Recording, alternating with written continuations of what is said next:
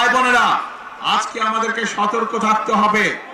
সতর্ক এই জন্য থাকতে হবে, গত 1 যুগেরও বেশি সময় ধরে যেভাবে বাংলাদেশের মানুষের কথা বলার অধিকারকে কেড়ে নেওয়া হয়েছিল, বাংলাদেশের মানুষের ভোটের অধিকারকে যারা কেড়ে নিয়েছিল, তারা তো দেশ থেকে ছেড়ে পালিয়ে গিয়েছে।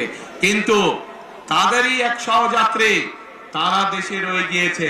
বিভিন্ন সময় তারা দেশ স্বাধীনের পর থেকে, দেশ স্বাধীনের আগে থেকে বিভিন্ন সময় তারা বিভিন্ন রূপ ধারণ করেছে। এই রূপ ধারণকারী, বহু রূপ ধারণকারী তারা আজকে বিভিন্ন জায়গায় বিভিন্ন ষড়যন্ত্রে লিপ্ত হয়েছে। কারণ তারা বুঝে গিয়েছে সারা বাংলাদেশের মানুষ ধানের শীষের পক্ষে রায় দেওয়ার সিদ্ধান্ত নিয়েছে।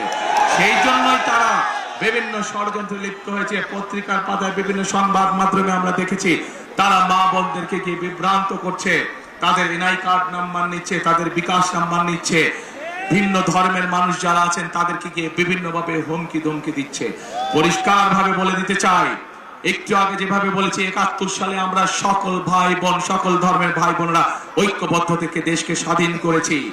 2024 সালে গণ অভ্যুত্থানে আমরা সকল ধর্মের ভাই বোনেরা ঐক্যবদ্ধ থেকে স্বাধীনতাকে রক্ষা করেছি। ইনশাআল্লাহ আমরা সকল ধর্মের ভাই বোনেরা ঐক্যবদ্ধ ভাবে এই 12 তারিখের নির্বাচনে যারা ষড়যন্ত্র করবে তাদেরকে আমরা দাঁত ভাঙা জবাব দেবো ইনশাআল্লাহ।